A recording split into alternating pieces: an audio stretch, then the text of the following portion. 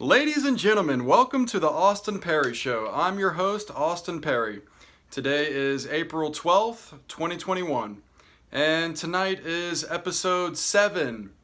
And today is my 7th day doing 7 podcasts. So I stuck with it for a whole week, and I plan on sticking with it for a long time, actually. I'm actually really happy doing this, and I'm having a lot of fun making these videos. And I feel good bringing information to the world that I think people should know. And if you're watching this video on YouTube, please give this video a like. Please comment on this video. Let me know what you're thinking. Let me know what you think about the information that I'm covering.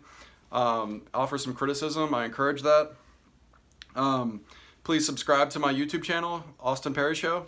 If you're watching on YouTube, please hit the notification bell and please share my video. Please email or text message this video to your friends and family. I also am backing up this video on 2 additional platforms, which is BitChute and Rumble, so you can also watch me on there. And you can find the Austin Parry Show there, where we talk about current events, politics, culture, and news. And also, please visit my website, which is austinparry.org, and that is P-A-R-R-Y. Or you can visit my second website, which is austinparryart.com. That's where you can find merch, artwork for sale, and you can also watch my videos there as well. And if you're feeling generous, please leave me a donation to support my work and support my content, and so I can continue bringing you videos and information that you might find thought-provoking and enlightening. And before we get into the news, which I have a hefty stack of news that I want to talk to you about, I wanted to discuss a topic with everyone, which is, who do I think would be a good candidate for president after Joe Biden is out? 2024 seems like a long time from now. I don't know if I can survive this whole Biden presidency. That's a joke. Of course I can survive, but Biden is doing a lot of things that I don't agree with. Some things I do agree with, but a lot of things I really don't agree with, and I think that he's really dropping the ball on a lot of issues. So who do I think would be a good candidate for president in 2024? I have a few names written down. Let's talk about it. First one who I think would be a good fit for president in 2024 would be Roger Stone. He is a genius political mind. I've watched a lot of his speeches. I've watched a lot of his videos where he's talking about punditry and different topics, and I think Roger Stone is brilliant. He was very instrumental in getting Trump to run and getting Trump elected in 2016. And so that's why I think Roger Stone would be a really good candidate, and I really like his energy, and I really like his charisma, and I like his personality a lot. And next person who I think would be a good candidate for president 2024 would have to be General Michael Flynn. General Michael Flynn was one of Trump's most avid and loudest supporters. And he is another genius mind who I think would be a very good fit. Also, we've got Donald Trump Jr., Trump's son, who is arguably more hardcore than his father. I would not mind seeing Trump Jr. on a 2024 ticket. We have Tucker Carlson. Tucker Carlson has really been killing it with his news show on Fox News. And he's really been exposing a lot of things. He's really brought light to a lot of different topics, such as the border crisis and such as corruption within the government. And I really like Tucker Carlson. I like his personality a lot. I think he'd be a really good fit for president. We also have Matt Gaetz, congressman from Florida. Really strong potential candidate, in my opinion. Ron DeSantis, the governor of Florida, my home state. I love Ron DeSantis. I think he's doing such an amazing job handling the whole COVID situation, and as far as letting the people retain their freedoms. And so I have to, give my hat to Ron DeSantis as far as how he's been handling the situation in Florida over the last 2 years. And also, I would say potentially Ted Cruz. I do like Ted Cruz a lot. That's why I'm including him on this list. He potentially would be one of the weaker candidates out of this list, but still a very viable option who I think a lot more people could maybe see him as a president because he did have a good run for president against Donald Trump in 2016 as the front runner for the Republican Party, but he ended up losing to Trump. But since then, I've really liked what I've seen out of Ted Cruz, as far as supporting gun control and other things I don't like. But overall, Ted Cruz not bad.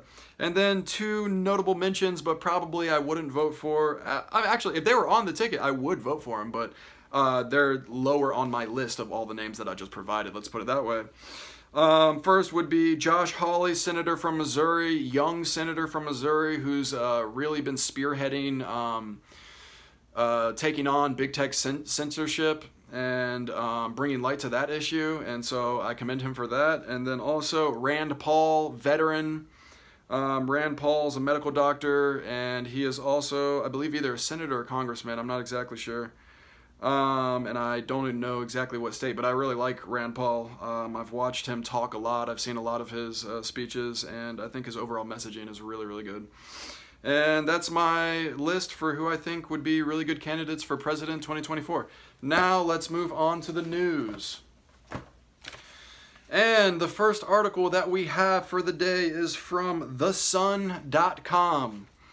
And this is titled, Elon Musk's controversial Neuralink brain chips could be implanted in humans this year. Document cam shot. Here it is. There's the title in the very top, The Sun. And there is a picture on the front of the article of the monkey or ape that has been implanted with a brain chip who can control video games with just his thoughts. He just moves, the monkey moves his hand kind of like this, like a little bit just as it's thinking, and then it controls the screen, it controls the video game. Fascinating stuff. But there we have it from thesun.com. Elon Musk's controversial Neuralink brain chips could be implanted in humans this year. That means rolled out to the public. That's not talking about secret experimentation, which has been going on for decades. I'm talking about they're going to have kiosks in the mall where they say, oh, it's just like getting your ears pierced. Oh, it's just like getting a tattoo. Oh, you just come into our little kiosk or come into our little parlor real quick and get your brain chip. That's how it's going to be in all the malls, and they're going to have any kind of large retail area like Walmart. Walmart does everything. They have glasses. You go to the optometrist at Walmart. You go get your family photos at Walmart. You go get Subway at Walmart. Now it's going to be you go get your brain chip at Walmart. So let's read a little bit of this article. Elon Musk's brain chip startup could begin inserting technology into people's minds later this year. The implants built by California-based Neuralink will one day allow those with physical disabilities to control a computer with their thoughts.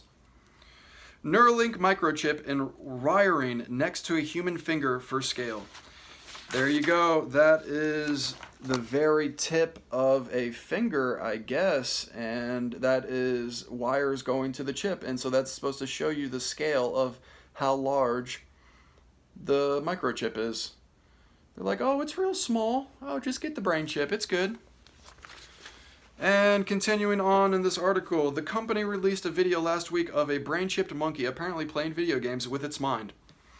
Similar technologies could make its way to human test subjects by the end of the year if the startup meets a previous prediction from Musk. The billionaire Tesla boss tweeted in February. Neuralink is working super hard to ensure implant safety and is in close communication with the FDA. If things go well, we might be able to do initial human trials later this year. Neuralink is working super hard to ensure implant safety and is in close communication with the FDA. Well, honestly, I really question the safety of these brain chips. I would like to see the first iterations and generations of brain chip people. Like the first 10 years, give it 10 years, see what happens. I mean, I would assume that if you have computer implants into your brain and into your tissue, you would require more regular doctor visits because of complications. you might require some kind of tune-up where they have to hook you into some kind of cyber computer to like fix the glitches and the bugs and the different accumulations of random code within your microchip that's embedded into your brain. It seems like it could be a lot of complications. I don't know if I would do it. Probably not. And it just is really begs the question, are humans going to turn into the Borg? Resistance is futile. I mean, is that what's going to happen? I really hope not, but here we have it from thesun.com. Neuralink brain chips could be implanted in humans this year. I mean, they're rolling them out. I mean, they're going to be, like I said, in mall kiosks and little stands at Walmart. Oh, 15-minute procedure. Oh, it's a robot that does it. It's not even a human giving you the brain chip. They've got this like probe droid looking thing from like the Star Wars movie, like the torture droid, and it has this like really long spiky probe on it. I gotta print up that article and show you guys the photo of that one. That might be in a future video. But yeah, this machine that they use to implant the microchip into the brain looks like something out of a sci-fi movie. It's crazy. And moving on to the next article. Dwayne "The Rock" Johnson further teases presidential run, talks goal of uniting the country. Fox News. Here we have it right here. Document cam shot, foxnews.com, Dwayne "The Rock" Johnson thinking about running for president. Now, I just gave you my list of who I think would be good candidates for president in 2024. Dwayne "The Rock" Johnson was not on there. And although he may be a good wrestler and he might be a good movie star and entertainer, Dwayne "The Rock" Johnson supported Joe Biden and even endorsed him. He actually made a super cringe video endorsing Joe Biden and Kamala the last election, and it was just really disappointing. And I actually liked Dwayne "The Rock" Johnson before that, and you know, I still kind of like him. I mean, I don't hold it against him that he endorsed Biden, I guess. I mean, but I kind of do. I mean, how can you vote for that guy? I mean, he's just a brain dead vegetable. I mean, he's falling going upstairs. I mean, he can barely talk. He can barely form sentences together. I mean, they're basically just putting him in there as a placeholder until they can figure out some excuse to just take him out and then put Kamala in there. And then they got the first female black president like they always wanted, which I think I support female black woman being in a position of political power, but I think it should be based on character and content of a person's brain and the content of their character. I don't think it should be based on the color of your skin, and that should be the deciding factor as why someone is president. But I digress. And Dwayne "The Rock" Johnson,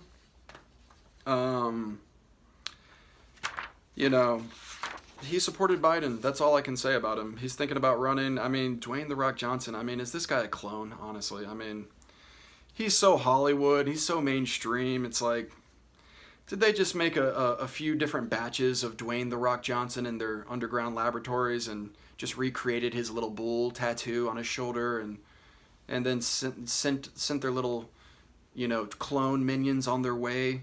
Who knows? I don't know. All right.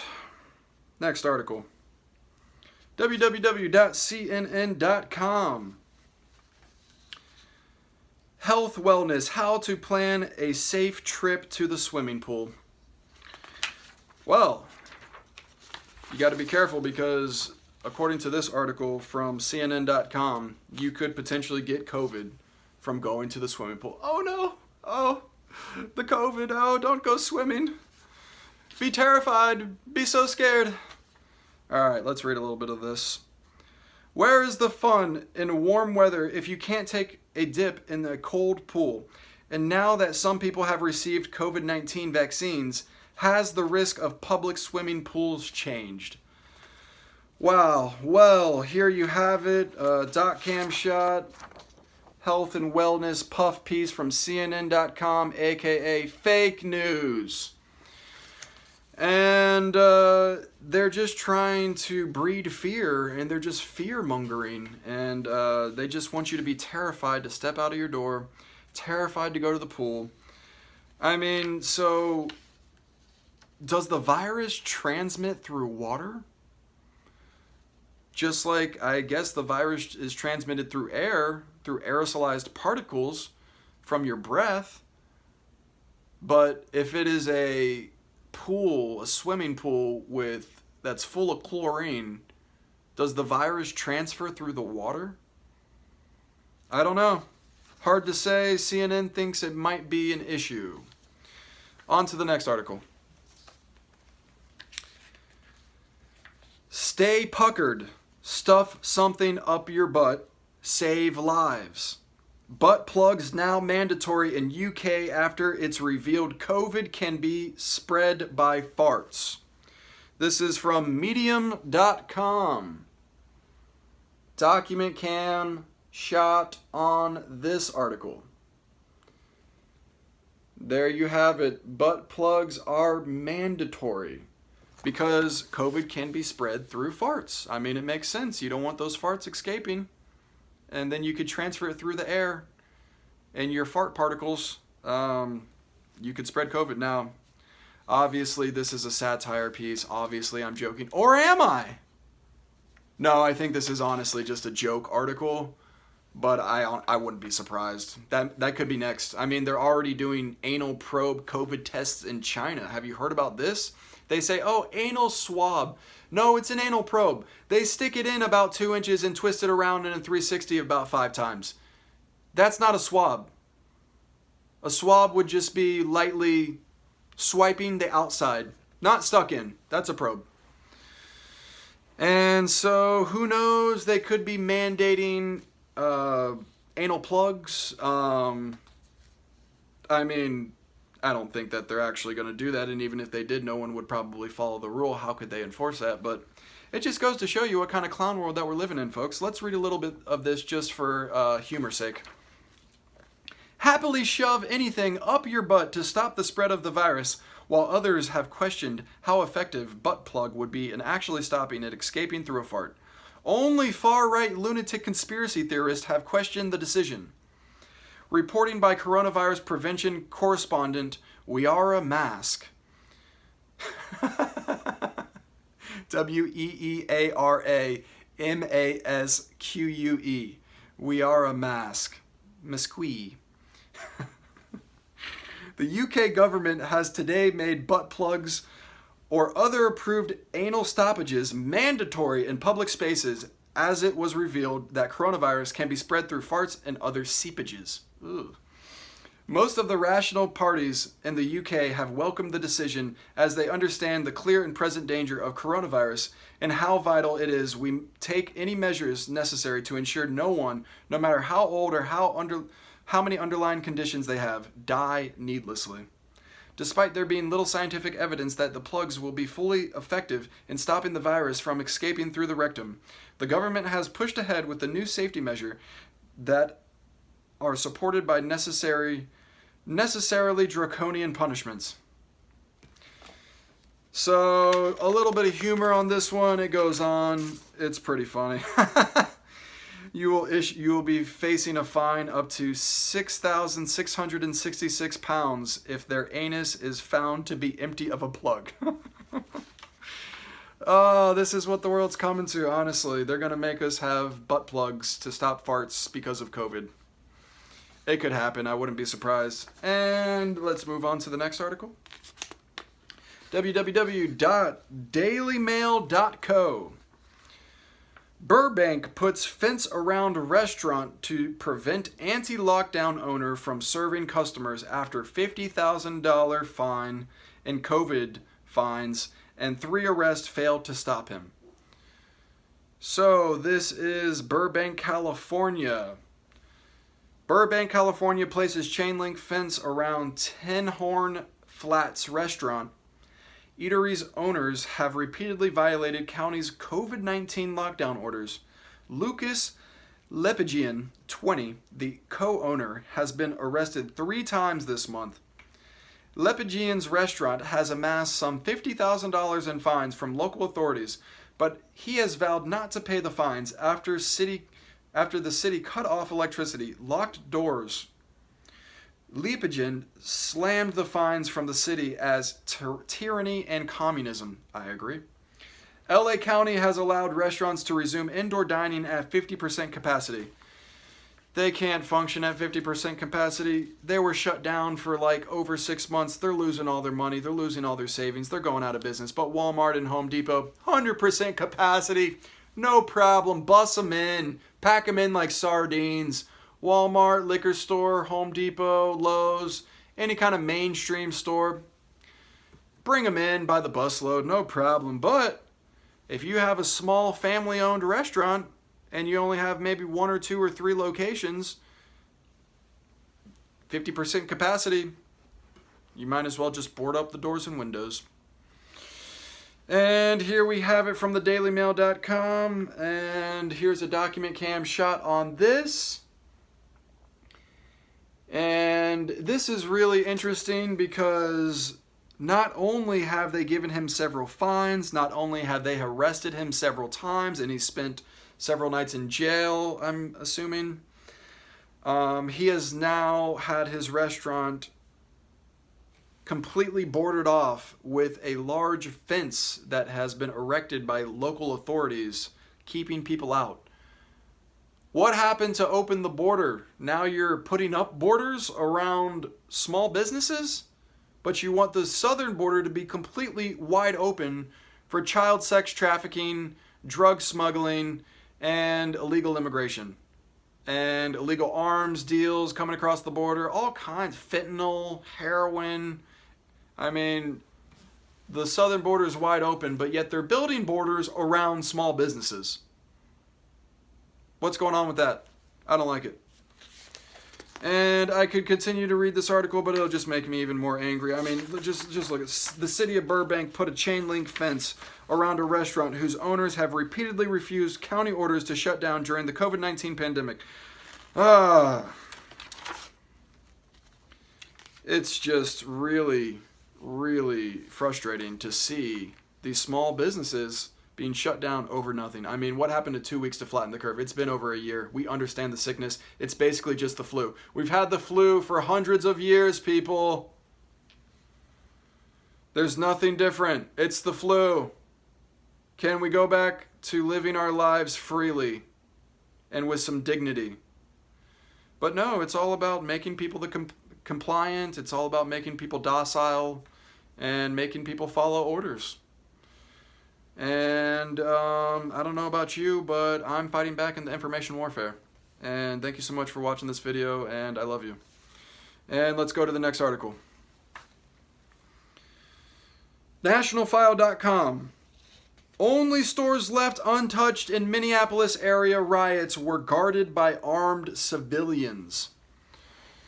So, here we have it. National File document cam shot on this one. The only businesses in the area of riots of Minneapolis that were left untouched were guarded by armed civilians, folks. And let's get a picture of that. Here we go. On page 4 here, we have the image of good citizens, good Samaritans, guarding businesses with rifles. There it is, right there. You got 2 different guys right there with rifles guarding businesses. They say, not here, not today. You're not going to burn down my business for no reason. But the cop shot somebody. Oh no. I don't think that's good. I don't want people getting shot by the cops. If it wasn't self-defense situation for the police officer and he just cold-bloodedly kills somebody, I don't want that. I don't want that at all. But people kill people all the time, and that doesn't mean we should burn cities down. 2 wrongs don't make a right, especially in this instance. You're going to punish all of the small businesses when they're already hurting from COVID, and then now you're going to go out and riot and just because you want to act a fool? Just because you want to steal some Jordans from Foot Locker? What's going on? You got no sense. You're a fool. You need Jesus. And let's read here some Brooklyn Center stores. Brooklyn Center is the area of Minneapolis where the riots were. Some Brooklyn Center stores are being protected by civilians with firearms. The looters have stayed away from these places. I bet they will. They don't want to get shot. And we have a paragraph here to read on this article. On Tuesday night, a second round of riots and looting took place in Brooklyn Center, Minnesota, which is not far from the riot and crime-ridden city of Minneapolis. Footage of Dollar Tree and other storefronts being burglarized, an act of civil protest against racial injustice, circulated online, and gunshots were routinely heard in the distance. So they say an act of civil protest against racial injustice.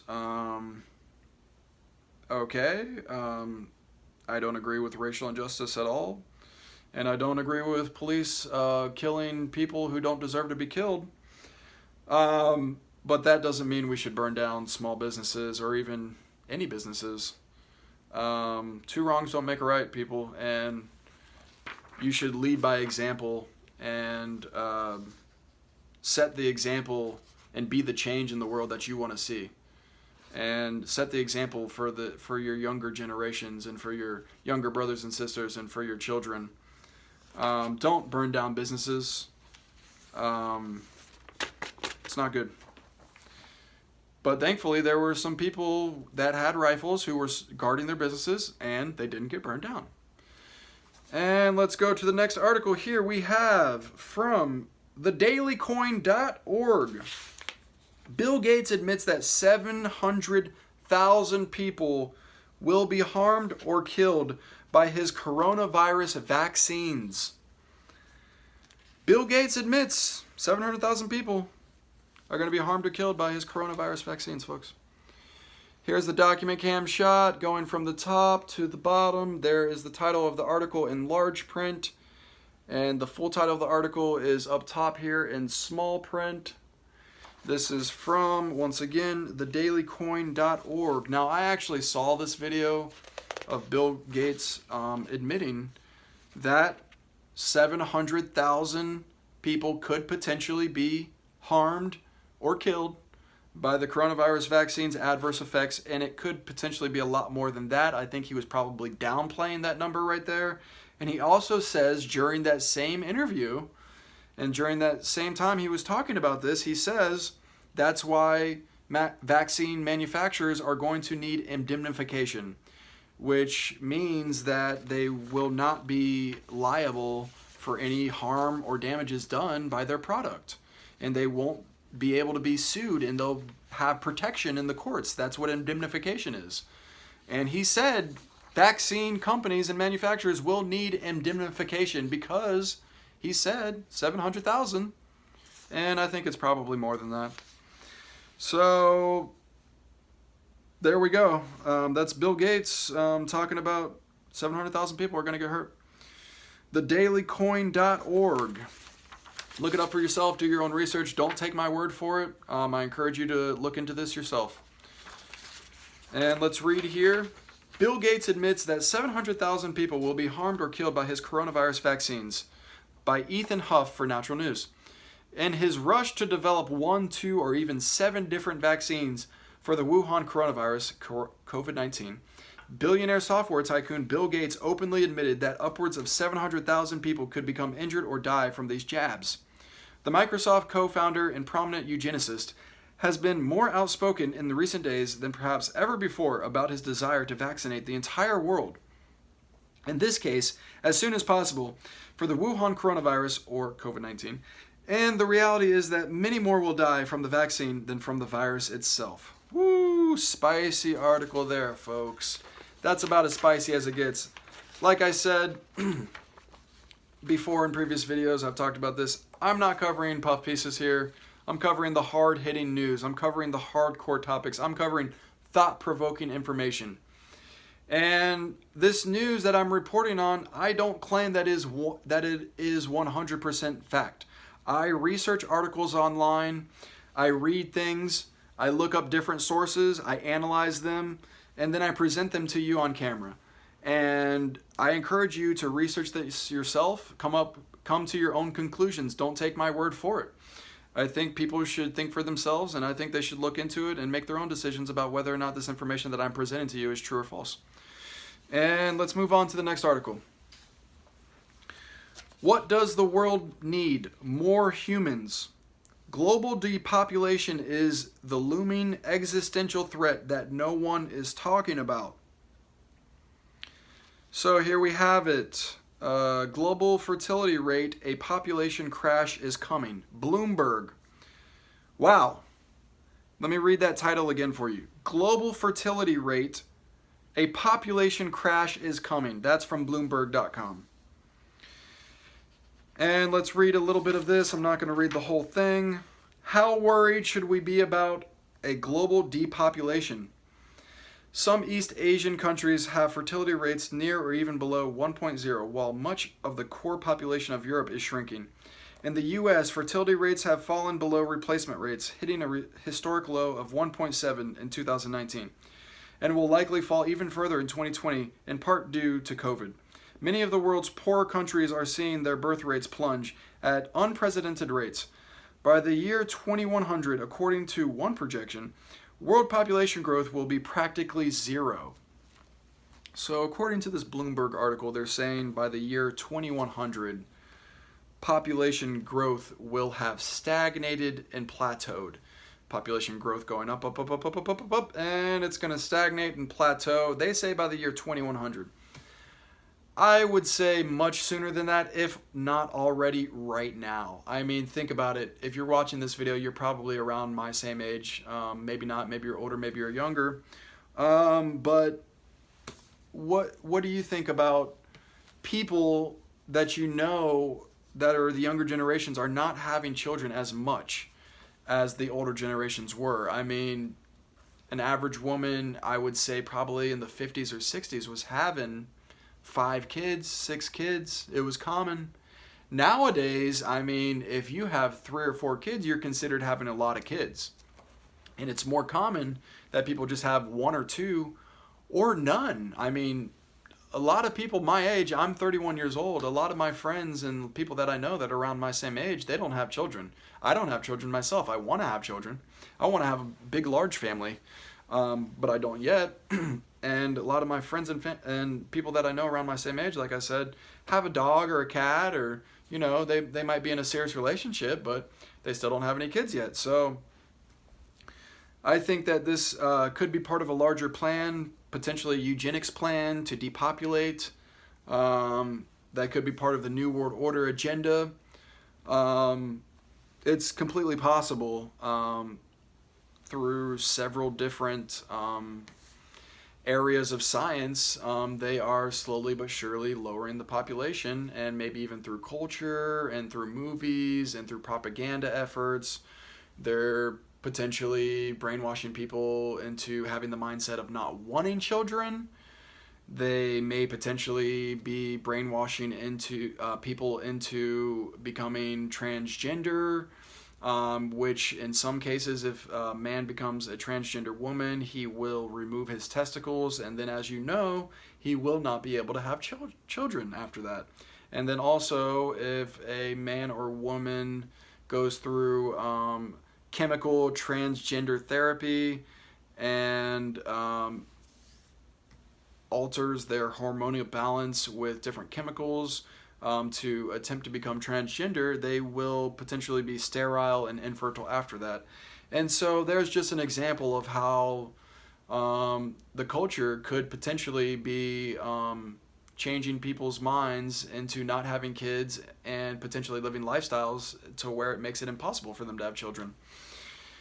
And so there we have it from Bloomberg.com. Global fertility rate, a population crash is coming. On to the next article. 15 signs you're a beta male. Well, I think that that might be a large problem, the demasculation of our men.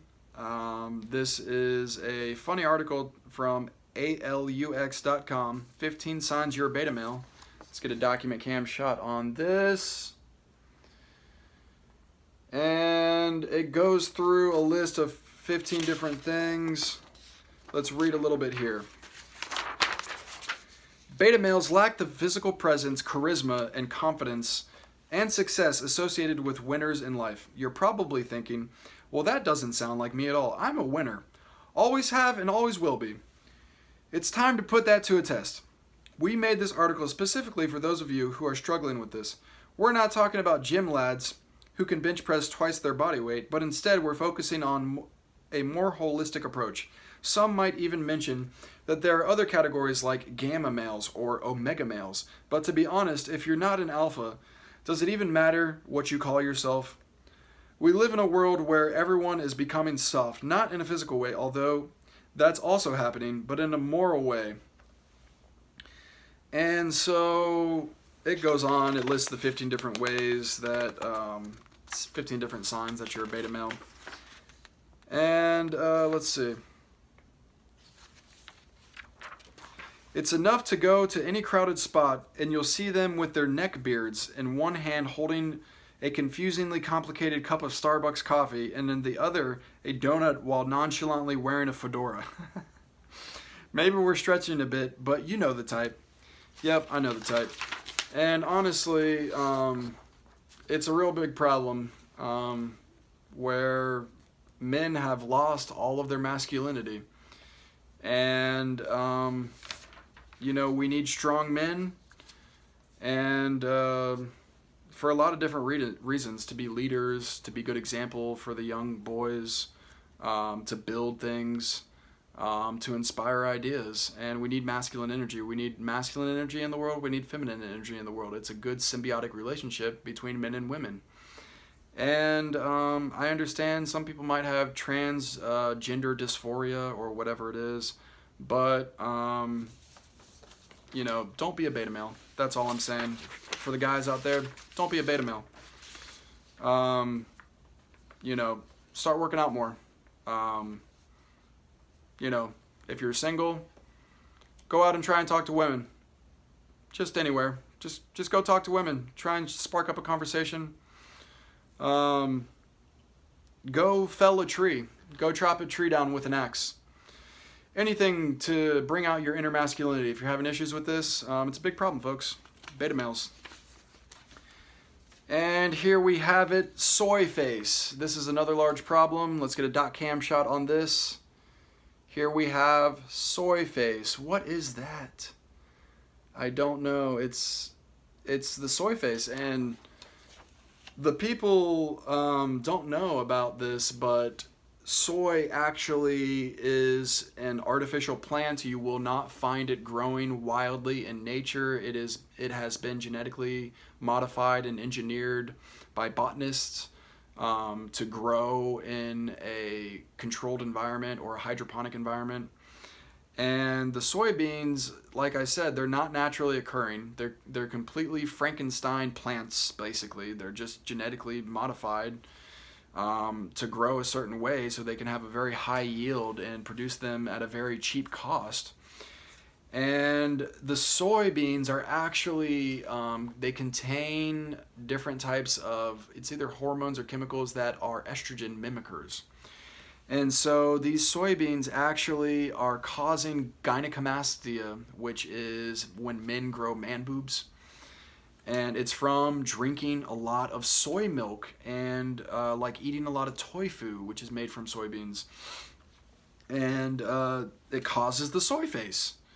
These guys make the soy face. I don't know what that is. I mean, that's their happy face, I guess. It's the soy face. I mean, they're all beta males. And it's a problem. So I'm bringing attention to it. I'm talking about it. I'm covering the news. Soy face. There you go, folks. And so that concludes this episode, which is episode 7 of the Austin Parry Show, where we talk about current events, politics, culture, and news. And I want to thank you so much for watching. And if you're watching on YouTube, please give this video a like. It really helps out. Please comment on this video. Let me know what you think about the information that I just presented to you. Offer some criticism. I welcome that.